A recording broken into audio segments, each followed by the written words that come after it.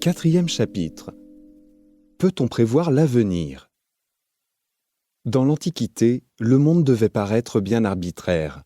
Inondations, épidémies, séismes ou éruptions volcaniques se produisaient sans raison ni signe avant-coureur. Les gens attribuaient ces phénomènes naturels à un panthéon de dieux et de déesses au comportement capricieux. Il était impossible de prévoir ce qu'ils allaient faire et le seul espoir était de leur faire des offrandes pour les apaiser. Nombre d'entre nous partagent encore ces croyances et tentent de pactiser avec le destin. Ils sont prêts à tout pour avoir une bonne note en classe ou passer leur permis de conduire. Peu à peu, cependant, on commença à discerner certaines régularités dans les phénomènes naturels.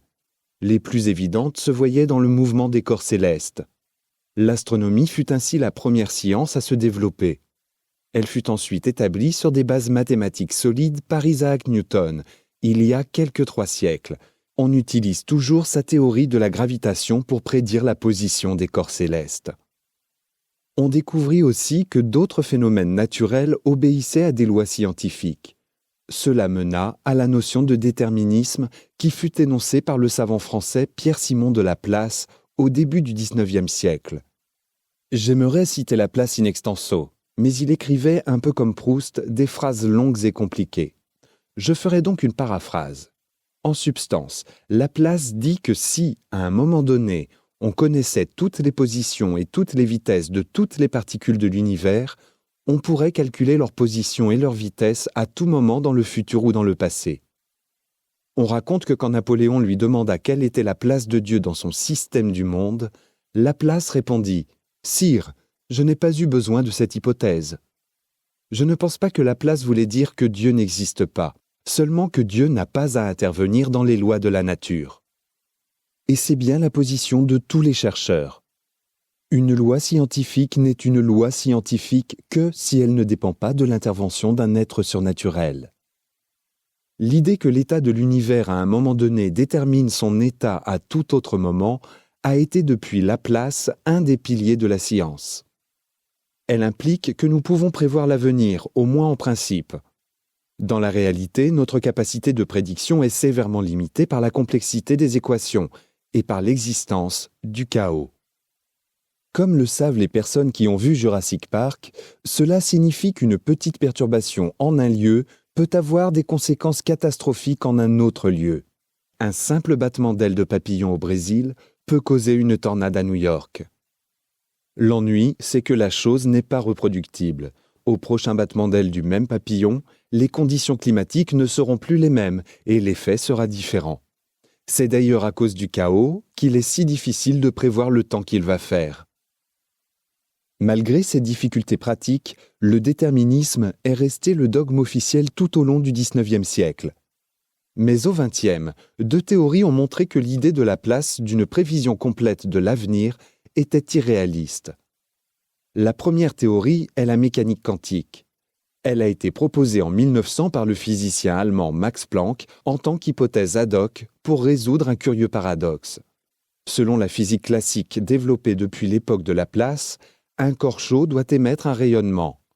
Un métal chauffé à blanc, par exemple, doit perdre de l'énergie en émettant des ondes dans les domaines radio, infrarouge, visible, ultraviolet, X et gamma, toute la gamme des rayonnements électromagnétiques. Or, non seulement cela impliquerait que nous mourrions tous de cancer de la peau, mais aussi que tout dans l'univers serait à la même température, ce qui n'est clairement pas le cas. Pour parer à cette catastrophe ultraviolette, Planck abandonna l'idée que le rayonnement pouvait prendre n'importe quelle valeur et proposa qu'il soit émis par paquets ou quanta d'énergie. Un peu comme si au lieu d'acheter du sucre en poudre en vrac au supermarché, on ne pouvait l'acheter que par paquet d'1 kilo. Il se trouve que l'énergie de ces quantas est plus grande pour les ultraviolets et les rayons X que pour l'infrarouge et la lumière visible. Cela signifie qu'à moins qu'un objet soit très chaud, comme le Soleil, il n'aura pas assez d'énergie pour émettre dans l'ultraviolet ou dans le domaine des rayons X. C'est pourquoi une tasse de café ne provoque pas de coup de soleil. Planck considérait cette idée des quantas comme un expédient mathématique sans réalité physique. Cependant, les physiciens commencèrent à trouver d'autres phénomènes qui ne s'expliquaient qu'en termes de quantités discrètes ou quantifiées, plutôt que continuellement variables. Par exemple, on découvrit que les particules élémentaires se comportent comme des petites toupies tournant autour d'un axe, mais que leur énergie de rotation ne peut avoir n'importe quelle valeur. Elle doit être multiple d'une unité de base. Cette unité étant très petite, on ne s'aperçoit pas qu'une toupie ordinaire ralentit par paliers, de façon discrète, plutôt que de façon continue. Mais pour des toupies aussi petites que des atomes, ce phénomène devient très important. Il a fallu du temps avant que l'on réalise l'impact de ce comportement quantique sur le déterminisme. Ce n'est qu'en 1926 qu'un autre physicien allemand, Werner Heisenberg, montra que l'on ne pouvait déterminer simultanément, avec précision, la position et la vitesse d'une particule. Pour voir où se trouve une particule, il faut l'éclairer. Mais comme Planck l'a montré, on ne peut utiliser une source de lumière arbitrairement faible. Il en faut au moins un quantum. Cela va perturber la particule et modifier sa vitesse de façon imprévisible. Pour mesurer avec précision la position de la particule, il faudrait utiliser une lumière de courte longueur d'onde, comme des ultraviolets, des rayons X ou des rayons gamma. Mais ces quantas auront des énergies plus grandes que celles de la lumière visible et perturberont plus encore les particules à mesurer. La situation est sans espoir. Plus on veut de précision sur la position, plus on sera imprécis sur la vitesse, et inversement. Cela est résumé dans le fameux principe d'incertitude formulé par Heisenberg. Le produit de l'incertitude sur la position par l'incertitude sur la vitesse est toujours supérieur à une quantité appelée constante de Planck, divisée par 2 fois la masse de la particule. En d'autres termes, l'incertitude sur une mesure ne peut jamais être nulle. La vision déterministe de Laplace impliquait de connaître simultanément les positions et les vitesses des particules de l'univers à un instant donné. Elle fut donc directement impactée par le principe d'incertitude de Heisenberg. Comment prévoir le futur si l'on ne peut mesurer avec précision les positions et les vitesses actuelles? Quelle que soit la puissance de nos ordinateurs, si on leur injecte des données imprécises, ils donneront des résultats imprécis. Einstein n'aimait pas l'apparent hasard de la nature. Comme l'exprime son « Dieu ne joue pas au dé ». Pour lui, l'incertitude était un artefact, et il devait y avoir une réalité sous-jacente dans laquelle les particules avaient des positions et des vitesses bien définies, et obéissaient à des lois déterministes. Cette réalité, on pourrait l'appeler Dieu, mais la nature quantique de la lumière nous empêcherait de la voir, sinon à travers un miroir obscurément. La vision d'Einstein était ce qu'on appelle maintenant une théorie à variables cachées. Ces théories sont le moyen le plus évident de combiner le principe d'incertitude avec la physique. Elles sont à la base de l'image mentale de l'univers que se font beaucoup de chercheurs et presque tous les philosophes de la science. Mais ces théories à variables cachées sont fausses. Le physicien britannique John Bell a conçu un test expérimental qui tient en échec ces théories.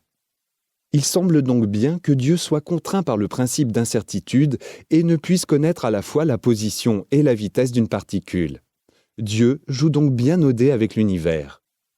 Tout indique même qu'il est un joueur invétéré, qui jette les dés à tout instant. D'autres chercheurs étaient plus enclins qu'Einstein à modifier la vision classique du déterminisme. Une nouvelle théorie, la mécanique quantique, fut proposée par Heisenberg, l'Autrichien Erwin Schrödinger et le Britannique Paul Dirac. Dirac était un de mes prédécesseurs à la chaire lucasienne de Cambridge. Bien que la mécanique quantique ait 70 ans d'âge, elle n'est généralement pas vraiment comprise, même par ceux qui l'utilisent pour faire des calculs. Pourtant, elle nous concerne tous, car elle véhicule une image complètement différente de l'univers et de la réalité. En mécanique quantique, les particules n'ont pas de position et de vitesse simultanément définies, mais elles sont représentées par des fonctions d'onde, un nombre en chaque point de l'espace. L'amplitude de la fonction d'onde donne la probabilité de présence de la particule en ce lieu, et le taux de variation de la fonction d'un point à l'autre donne la vitesse de la particule. On peut avoir une fonction d'onde très intense, un pic, dans une toute petite région. Cela implique que l'incertitude sur la position est très petite. Mais la fonction varie alors très rapidement à proximité du pic, de sorte que l'incertitude sur la vitesse sera très grande. De même, on peut avoir des fonctions d'onde telles que l'incertitude sur la vitesse soit petite et celle sur la position grande. La fonction d'onde contient tout ce que l'on peut savoir d'une particule. Et si on la connaît à un moment donné, sa valeur à d'autres moments est déterminée par ce que l'on appelle l'équation de Schrödinger. Le déterminisme n'est donc pas mort, mais il n'est plus celui que Laplace envisageait. Au lieu de pouvoir prédire simultanément la position et la vitesse d'une particule, on peut prédire sa fonction d'onde. On ne peut donc prédire qu'à moitié par rapport à la vision classique du XIXe siècle.